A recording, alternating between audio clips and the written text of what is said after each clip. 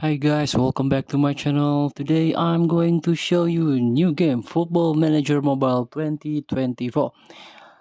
So in this video, I will show you how to enable in-game sounds in Football Manager Mobile 2024. So you can turn on the match sounds and the menu sounds and many more. So before we start, I made this video is for beginner new into this game. Still confusing how this game is works and how to play this game. And if you wanna get this game, you can get it free from Netflix. So you have to subscription the apps, the Netflix.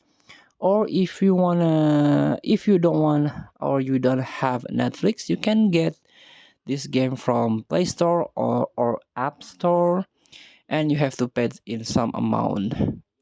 Let's get started by tap settings button, and as you can see here, as you can see there are some option here. Just go to game configuration, the first one, and this is sounds. Just turn it on or switch this on, so you are already enabled in-game sounds. So thank you for watching. Don't forget to comment, like, and subscribe. So click next button below. Enjoy the game.